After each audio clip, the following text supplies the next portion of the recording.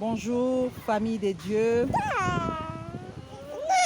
Nous sommes heureuses, moi et ma famille, de savoir que nous continuons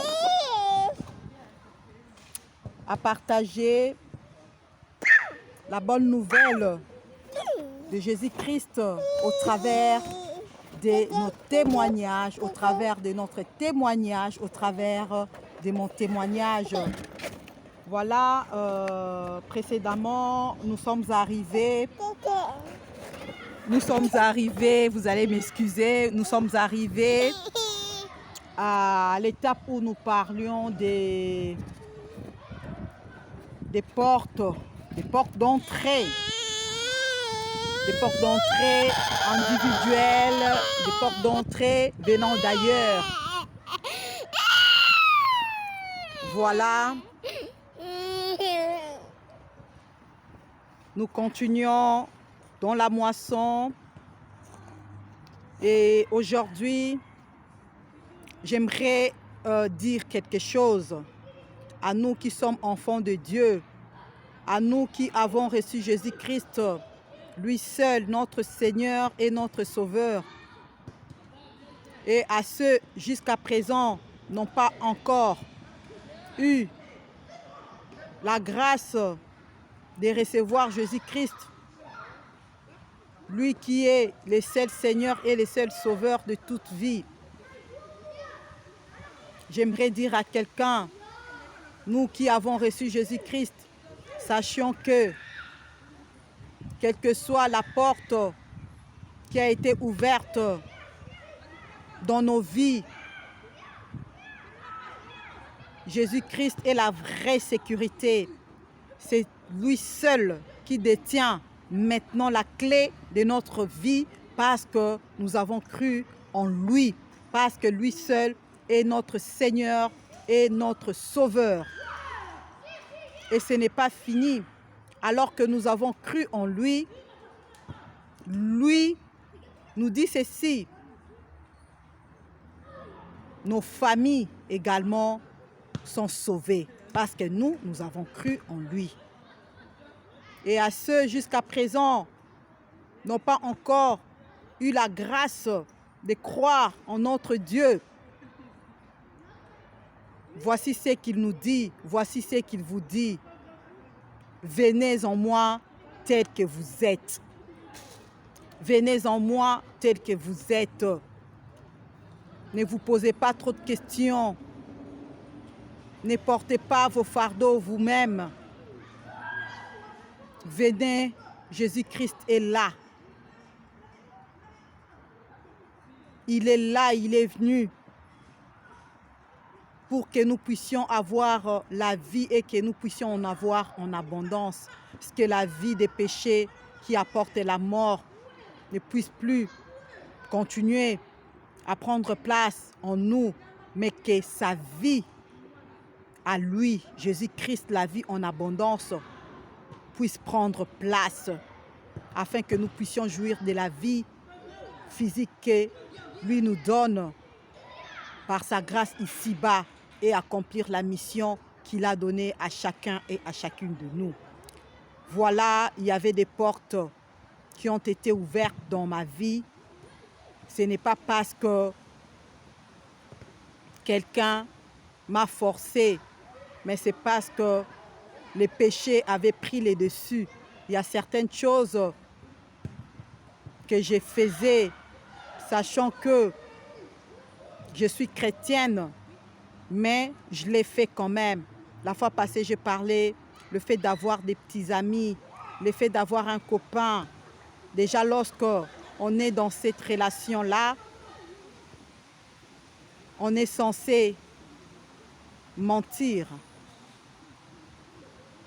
Parce que quand un parent te pose la question « Où étais-tu ?», tu vas chercher à mentir.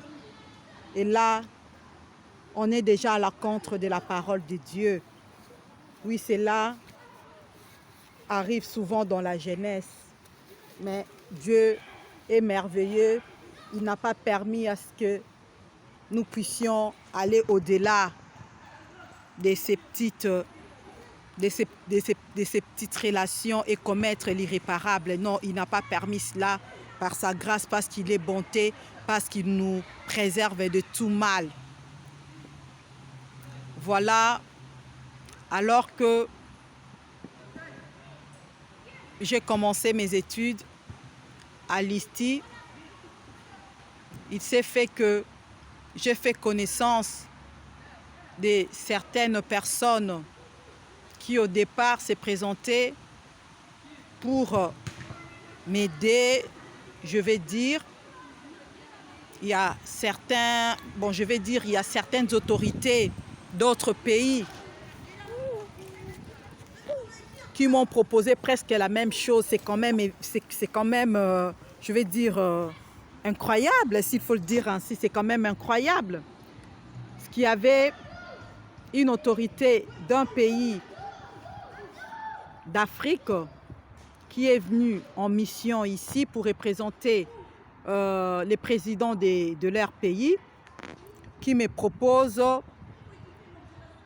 d'aller avec lui dans son pays quand sa mission va terminer en RDC, afin que je travaille dans un des ministères de son pays, précisément le ministère, oui, c'était au ministère des Informations, comme il savait que je faisais les journalistes et que je passais aussi à la télé. Et en contrepartie, je serai sa deuxième femme. Et bizarrement, je vais à Brazzaville, excusez-moi, je vais dans un autre pays, toujours en Afrique, et j'étais accompagnée de mon papa, parce que papa connaît bien les terrains, étant donné qu'il était douanier. Alors, il s'est fait que là où j'étais logée, il y avait une grande personnalité politique, un homme politique qui était également logé à l'hôtel où j'étais et qui va me proposer un marché, et par après, il va me dire également, il va me proposer également de travailler avec lui, mais ça sera bien si cela se faisait quand il sera à l'étranger. Comme ça, je travaillerai avec lui comme son attaché de presse, mais il y avait quand même certaines conditions qui étaient là. Donc, il y avait quand même certaines conditions. Et par rapport à cela, quand je vois les choses actuellement, je me dis, toutes ces personnes qui me faisaient de telles propositions, c'est parce qu'ils avaient vu ce qui était en moi, ce qui est en moi, et c'est ainsi qu'ils voulaient l'exploiter autrement. Et durant mon parcours, il s'est fait que j'ai fait connaissance d'une autre personne qui est certainement connue dans notre pays, peut-être pas partout, mais dans un certain coin. Et après, Dieu va me révéler que la personne avait une chambre secrète chez elle, et dans la chambre, il y avait les esprits des personnes déjà décédées. Donc la personne détenait les esprits des personnes décédées, et elle était la seule à avoir accès dans cette chambre-là. Elle était la seule à parler avec ces esprits-là. Mais Dieu, dans sa souveraineté, me l'a fait connaître parce qu'il m'aime. Parce qu'il m'aime. Il me l'a fait connaître simplement parce qu'il m'aime. Ce n'est pas parce que je suis spéciale, mais c'est sa grâce. Et c'est ce qui fait que aujourd'hui, je partage mon parcours avec vous. Fallait que je passe par là pour connaître mieux qui est Dieu, qui est Jésus-Christ, et pour vivre ma vie autrement que celle d'avant. Aujourd'hui, j'ai une autre vie. Ma vie, c'est la mission pour Jésus-Christ, moi et ma maison. Moi et ma maison. Parce que celle qui vous parle aujourd'hui a vu la main de Dieu. Oui, j'ai trouvé grâce à ses yeux. J'ai ouvert des portes de malédiction moi-même par manque d'obéissance aux parents, par manque d'obéissance à la parole de Dieu, manque d'obéissance parce que j'ai menti, parce que j'ai voulu faire certaines choses qui n'étaient pas pour la gloire de Dieu. Mais Dieu, dans sa miséricorde, m'a dit, Nadine, tu es à moi. Reviens dans la maison. Aujourd'hui, je suis dans la maison du Père. Et Jésus-Christ m'a dit dans Hébreux 4,16, approche-toi Nadine avec assurance et fais-moi connaître tous tes besoins parce que je suis là pour te secourir. Oui, il est là aussi pour te secourir. Il est là aussi pour secourir ta famille. Il est là aussi pour nous secourir. Ne regarde pas,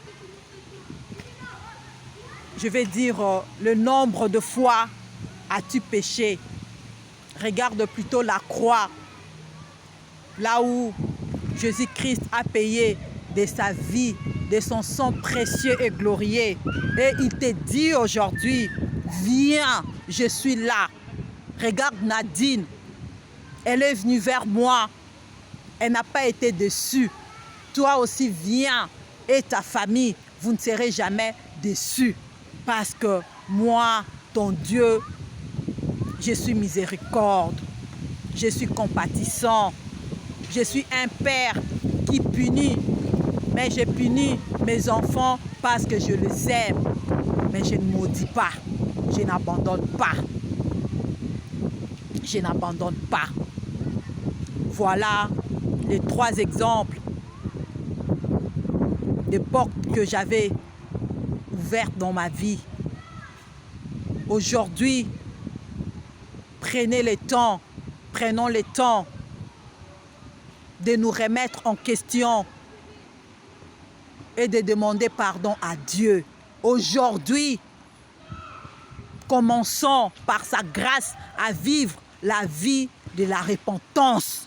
La vie de la repentance, cela ne veut pas dire que tu pêches à midi et à 12h30 tu vas t'agenouiller pour demander pardon. La vie de la repentance, c'est fuir les péchés, refuser les péchés, ne pas collaborer avec le péché, ne pas faire les concessions avec le péché. Ce qui est péché est péché.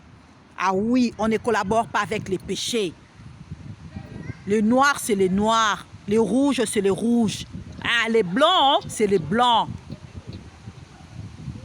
Ne collabore plus avec les péchés. Ne négocie plus avec les péchés.